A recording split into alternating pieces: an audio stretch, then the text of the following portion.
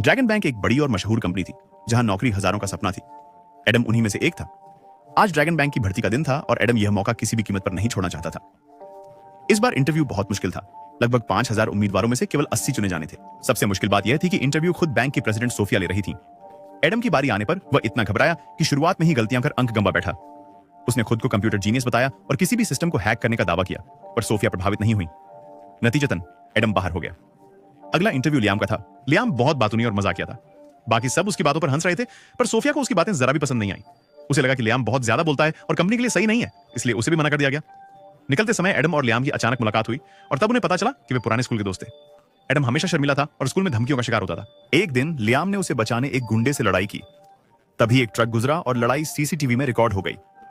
Police उसे पकड़ने वाली थी, पर एडम ने लैपटॉप से सिस्टम हैक कर फुटेज मिटा दी। उस दिन के बाद वे दोस्त बने, पर ग्रेजुएशन के बाद बिछड़कर फिर मिले।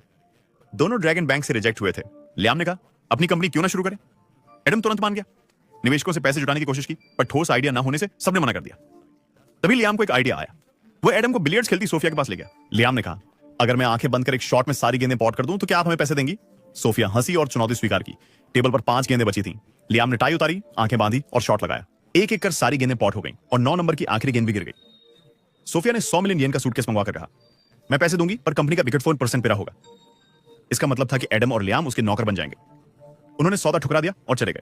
किधरे कुछ दिनों बाद उन्हें ड्रैगन बैंक की हैकर प्रतियोगिता का पता चला। लियाम ने एडम से कहा, भाग लो, जीतोगे तो बड़ी कंपनियां आएंगी। एडम पहले हिचकिचाया, पर लियाम ने उसे रजिस्टर करवा दिया। क्वालीफायर शुरू हुए। एडम अकेला खेल रहा था। टॉप 12 में पहुंचने को उसे 1000 से ज्यादा लोगों को हराना था। वह सही जवाब देकर आगे बढ़ रहा था, पर गति धीमी थी। एडम तेजी से बढ़ा।